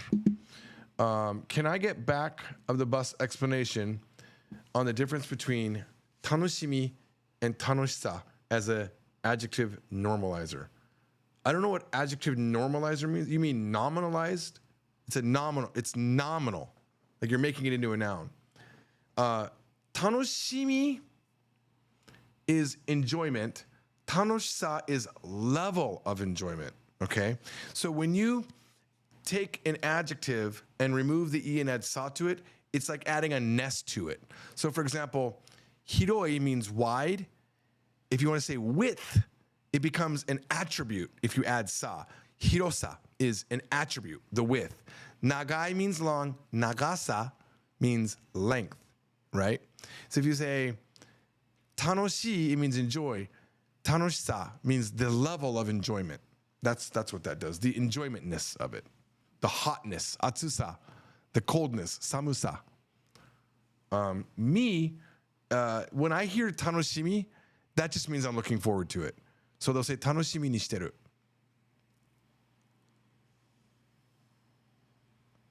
And I don't think you can just use me anywhere.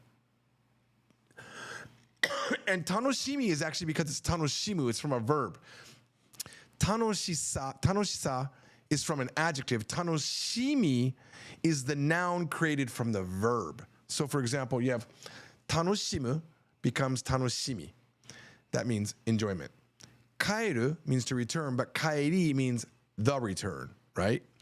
Iki is the going of it, right? Iki ga kantan, it's easy to go. The going is easy. Iku is to go, iki becomes the verb. So you can take a verb and leave, like, minus the mus form, just take the mus off, or the e form of the root of the verb, and then you'll have a noun.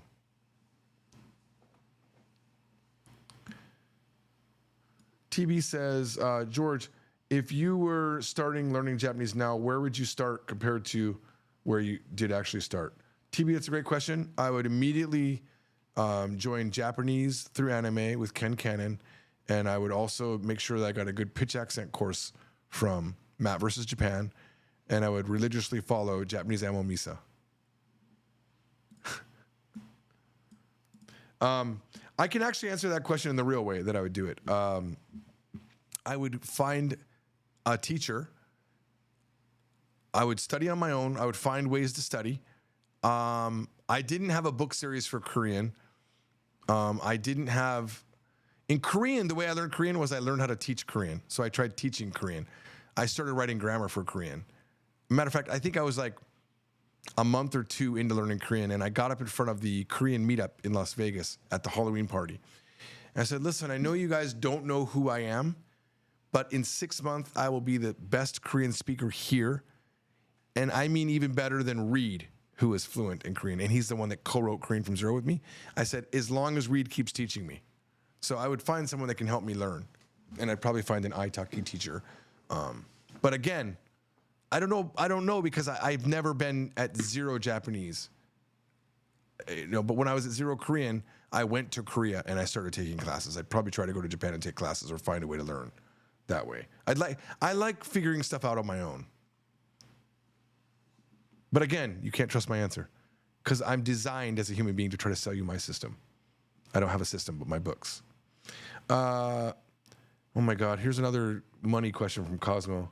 You asked this about $1 million the other day. Say you were given $100 million. What awesome things would you do to improve the company? The company? I mean, you've got unlimited capital. What would you first start making changes to the books or the website? $100 million. Well, first of all, with $100 million, there's another company that I've started, and I would use the money to fund that. I can't talk about it, but there's another company that I'm invested in and in a partnership in that we're trying to get funding for. And if we get funding for it, I think we can make something really amazing. I would fully develop the Japan Storytime. I'd bring in artists that specifically dedicate to that. I'd hire multiple video editors to cut up videos that I make because I feel like there's so much lost in a live stream or in something that I've made in the past that could be cut up and made. I'd have someone dedicated to making shorts. I'd have a dedicated social media manager. But $100 million, honestly, I don't have to do anything. That's enough money for the rest of my life, right? I could just dedicate a small amount of money, and then I'd buy properties all around the world, and I would probably just do a bunch of real estate stuff, to be fair. Passion or money? Ooh, I don't have an answer for that. Both. Why not both? Kyle says, I thought Keck was just LOL, mistyped on purpose. Me too. Adding saw is like adding nis, says Kyle. Did you say that because I said it? Or are you saying that on your own? Because that was pretty good. Wide people happy is a Twitch emote, by the way, says Glaceon. Thank you. Pizza o taberu no ga boku no tanoshimi da. Eating pizza is my thing that I look forward to, is my enjoyment, right? Trash talking from Zero. James says, oh yeah. Oh my God, I thought I was dumb, but there's so much more stuff added. James Good says, I forgot to ask if me might only be used with E adjectives and not adjectives. That's probably a good way. But I don't think you can use me on every E adjective. I just don't think you can. Okay, let's think about it. If I said atsumi, it would mean thickness. But you can't do it with hot. That's atsusa. Let me run some more. There's no samumi. There's no tsumetami. There's umami. Umami is flavor, right? It's a flavor thing. Umami, the deliciousness, right? What are the patterns we have here? Umami, atsumi. It's limited. Mi is very limited, so don't use it as a pattern. Just learn the words that have mi in it. I don't even know if I don't think it's a construction. Whereas atsusa is a construction. It's built off of removing something and adding the sa. You make it. But I think atsumi and umami and things like that, those are like set words that are in the dictionary. That's my guess. Back of the bus. Kyle says, trying to teach is often the best way to solidify your understanding.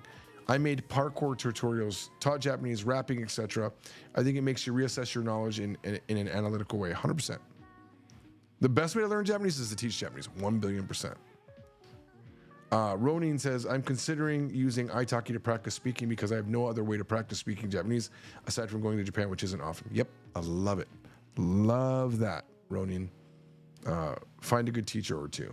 Fight Matrix says, hey, George, do you happen to have a record digging brother or perhaps a bro from another mother? Because he might have appeared at the end of today's You wa Nanishi ni Nihon e. Check it out. Was there a new You wa Nanishi ni Nihon e? I can't check it out because I'm in Korea right now. But no, I don't have a brother. I have a half brother, but he doesn't speak Japanese.